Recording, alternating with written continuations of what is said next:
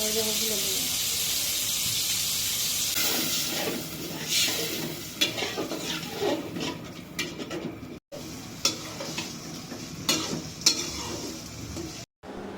মাছের মাথা দিয়ে মুগ ডাল রান্না সবাই কিন্তু করতে পারি, তারপরেও আমি যেভাবে রান্না করি সেটাই আপনাদের সাথে আজকে শেয়ার করব।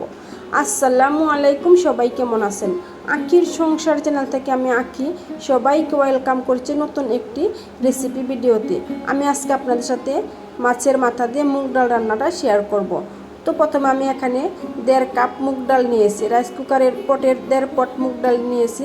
আর এখন আমি মুগ ডালগুলো ভালো করে ভেজে নেব। অল্প আছে কিন্তু অনেক সময় নিয়ে ভাজতে হবে, যেন মুগ ডাল পুড়ে না যায় এবং কি কালারটাও যেন চেঞ্জ না হয়। তো আমি অল্প আছে অনেকক্ষণ ধরে ভেজে নিছি।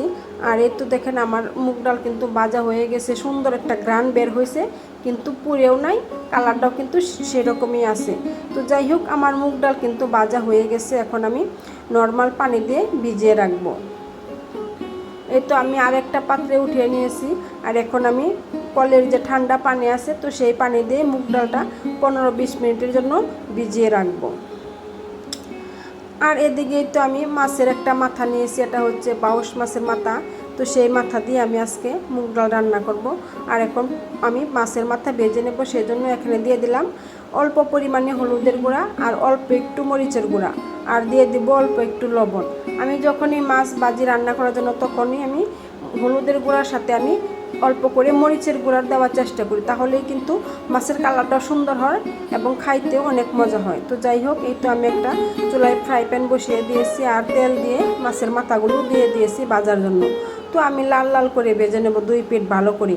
একটু ভালো করে ভাজলেই মাছের মাথাটা রান্না করার পরে কিন্তু ভেঙে যাবে না।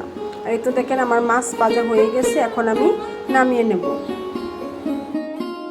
আর এখন আমি রান্নার জন্য চুলায় একটা পাত্র বসিয়ে দিয়েছি আর দিয়ে দিছি পরিমাণ মতো সয়াবিন তেল। তো তেলটা কিছু গরম হয়ে আসলে আমি এখানে দিয়ে দিলাম 3 টুকরা দারুচিনি আর 2টা শুকনা মরিচ আর দিয়ে দিলাম 3টা তেজপাতা।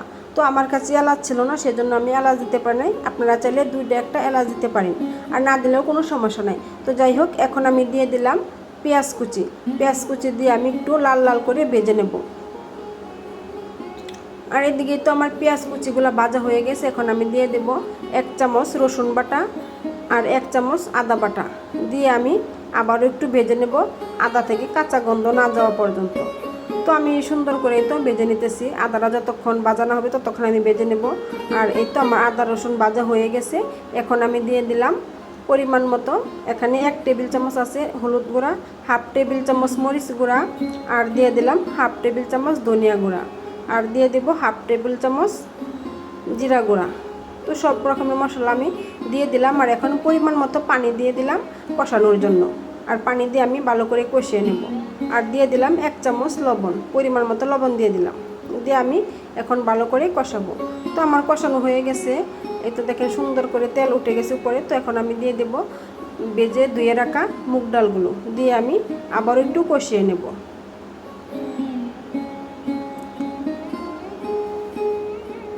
আর কষানোর পরে আমি দিয়ে দিয়েছিলাম ঠান্ডা পানি পরিমাণ মতো। তো সেই ভিডিওটা আমার স্কিপ হয়ে গেছে, আমি রাখতে পারি নাই। তো যাই হোক, এই তো দেখেন আমার মুগ ডাল কিন্তু বলক চলে আসছে, প্রায় অর্ধেক রান্না হয়ে গেছে। আর এখন আমি ভেজে রাখা মাছের মাথাগুলো দিয়ে দেব। এখন পর্যন্ত যারা আমার ভিডিওটি দেখতেছেন অথচ একটি লাইক দেন নাই, তারা ইচ্ছা করলে একটি করে লাইক দিয়ে যেতে পারেন। আর আমার ভিডিওর যদি আপনাদের কাছে কোনো অংশ ভালো লেগে যায়, তাহলে আমার চ্যানেলটিকে সাবস্ক্রাইব করে আমার পাশেই থেকে যেতে পারেন। তো যাই হোক, আমি আবার একটু রান্না করে নিয়েছি। আর এখন এই তো দেখেন আমার রান্না প্রায় শেষ। আর আমি এই পর্যায়ে দিয়ে দিব একটা টমেটো কেটে। তো আমি একটা টমেটো কেটে নিয়েছি পাতলা পাতলা করে, তো সেই টমেটোটা আমি দিয়ে দিলাম। আর দিয়ে দেব 4-5টার মতো কাঁচামরিচ ফালি করি, দিয়ে আমি আবার একটু ডেকে রান্না করে নেব। তো যাই হোক, আমার রান্না প্রায় হয়ে গেছে, আমি এখন নামিয়ে নেব। এই তো দেখেন এই পর্যায়ে এসে কিন্তু নামিয়ে নিতে হবে, তাহলে হচ্ছে মুগ ডালের আসল স্বাদটা পাওয়া যাবে। তো নামানোর আগে আমি দিয়ে দেব কিছু ধনিয়া পাতা কুচি করি। আর ধনিয়া পাতা দিয়ে কিন্তু আমি আর রান্না করব না, চুলাটা বন্ধ করে দেব এবং নামিয়ে নেব। এই তো দেখেন সুন্দর হয়ে গেছে আমার রান্না, আমি এখন নামিয়ে নেব। তো নামিয়ে আমি একটা বাটিতে আর কি বেড়ে নিয়েছি। দেখেন কালারটা কত সুন্দর হয়েছে দেখতে, মাশাল্লাহ আলহামদুলিল্লাহ। খাইতেও কিন্তু অনেক মজা হয়েছিল। তো আমার রেসিপি ফলো করে যদি রান্না করেন, আশা করি আপনারা অনেক সুন্দর করে মুগ ডাল রান্নাটা করতে পারবেন, কোনো রকম কাঁচা গন্ধ আসবে না এবং কি মাছ ভেঙেও যাবে না। তো যাই হোক, আজকে আমার ভিডিওটা এখানে আমি শেষ করে দেব। সবাই ভালো থাকবেন, সুস্থ থাকবেন। আল্লাহ হাফেজ। আসসালামু আলাইকুম ওয়া রাহমাতুল্লাহি ওয়া বারাকাতুহু।